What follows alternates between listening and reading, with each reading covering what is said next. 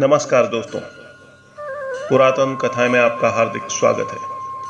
दोस्तों, पक्षीराज गरुड़ के जन्म से जुड़ी रहस्यमय कथा के साथ ही आज के इस भाग में हम आपको बताएंगे कि किसी भी व्यक्ति की मृत्यु के बाद गरुड़ पुराण का पाठ क्यों किया जाता है। महान ऋषि वेदव्यास ने 18 पुराणों की रचना की थी, जिनके समग्र स्वरूप को अष्टादश पुराण कहा जाता है। इन्हीं पुराणों में से एक है गरुड़ पुराण, जिसका पाठ मृत्यु के पश्चात किया जाता है। हिंदू शास्त्रों के अनुसार ऐसा कहा जाता है कि गरुड़ पुराण के पाठ से ही आत्मा को इस संसार से मुक्ति मिल सकती है और यह निर्धारित स्थान की ओर प्रस्थान करती है। लेकिन क्या आप जानते हैं कि गरुड़ पुराण जिस भगवान गरुड़ को समर्पित है, उनका जन्म कैसे हुआ था? गरुड़ के जन्म की यह कहानी कश्यप ऋषि की 2 पत्नियों विनिता और कद्रु के साथ शुरू होती है।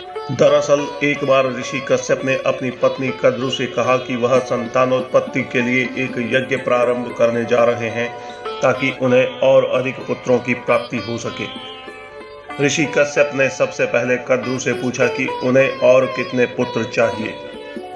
इस प्रश्न के प्रत्युत्तर में कद्रु ने कहा कि उन्हें बहुत सारे पुत्र चाहिए ताकि वह उनकी आज्ञा का पालन करने के साथ साथ उनकी हर इच्छा को पूरी कर सके। ऋषि कश्यप ने जब अपनी दूसरी पत्नी विनिता से पूछा, तब विनिता ने जवाब दिया कि वह मात्र 2 पुत्रों की कामना करती है, जो कद्रु के सभी पुत्रों की अपेक्षा अधिक ताकतवर, अधिक शक्तिशाली हो। ऋषि कश्यप ने उन दोनों की इच्छा को स्वीकार कर लिया। ऋषि कश्यप ने यज्ञ का प्रारंभ किया। यज्ञ पूर्ण होने के बाद कद्रु को 1000 अंडज मिले, जिनसे उन्हें 1000 पुत्र उत्पन्न होने वाले थे। कद्रु ने सभी अंडों को गर्म पानी में रख दिया और उनकी देखभाल करने लगी। इसके बाद ऋषि कश्यप के बोने ऋषियों ने विनिता के 2 पुत्रों की उत्पत्ति के लिए यज्ञ प्रारंभ किया। इस यज्ञ के द्वारा उन्होंने एक ऐसे पुत्र की कामना की जो इंद्र से भी अधिक शक्तिशाली हो और साथ ही उसके भीतर अपने स्वरूप को बदलने की तथा भारी से भारी सामान को भी उठाने की ताकत हो। इंद्र को जब यह भनक लगी कि इस यज्ञ के द्वारा एक नए और ताकतवर इंद्र का जन्म होने वाला है, तब वह अपने पिता ऋषि कश्यप के पास गए तथा ऋषि कश्यप के समक्ष अपनी व्यथा प्रकट की। जब ऋषि कश्यप को बोने ऋषियों की यह बात पता चली, वे बहुत क्रोधित हुए। अपने पुत्र इंद्र के सम्मान को बचाए रखने के लिए ऋषि कश्यप बोने ऋषियों के पास गए और उनसे कहा कि आप जिस ताकतवर इंद्र का आवाहन कर रहे हैं, उसे देवताओं का नहीं बल्कि पक्षियों के इंद्र के रूप में बुलाएं। ऋषि कश्यप के आग्रह को मानकर बोने ऋषियों ने पक्षियों के ताकतवर इंद्र का आवाहन कर यज्ञ से उत्पन्न हुए 2 अंडे कश्यप ऋषि को सौंप दिए। अपनी पत्नी विनिता को अंडे सौंपते हुए ऋषि कश्यप ने कहा कि इनका बहुत ध्यान रखना और कुछ भी हो जाए अपना धीरज मत खोना। इतना कहकर ऋषि कश्यप हिमालय पर तपस्या करने के लिए चले गए। आगे चलकर कद्रु के 1000 अंडों में से 1000 सांप निकले, जो बहुत ही शक्तिशाली थे। कद्रु इन्हें देखकर बहुत प्रसन्न होती और उनके साथ खेलती, लेकिन समय पूरा होने के बाद भी विनिता के अंडों में से कुछ नहीं निकला।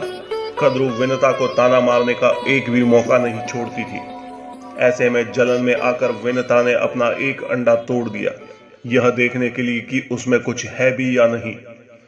अंडे के भीतर उसे अपना पुत्र दिखाई दिया, जिसके शरीर का ऊपरी हिस्सा तो था, लेकिन बाकी का शरीर मात्र मांस का लोथड़ा था और इस पुत्र का नाम रखा गया अरुण। अरुण ने अपनी माता से कहा कि पिताश्री के कहने के बाद भी आपने अपना धैर्य खो दिया और मेरे शरीर का विस्तार नहीं होने दिया, इसलिए मैं आपको श्राप देता हूं कि आपको अपना जीवन एक सेवक के तौर पर बिताना होगा। विनिता को कद्रु की सेविका बनना पड़ा और कुछ दिनों के बाद दूसरे अंडे में से गरुड़ निकले, जिनका चेहरा सिर चील की तरह था और शरीर इंसानों के जैसा था। उनका जन्म हुआ। वह भी अपनी मां के साथ कद्रु के सेवक की भांति रहने लगे। गरुड़ बहुत ताकतवर थे और अपनी इच्छा अनुसार अपना स्वरूप बदल सकते थे।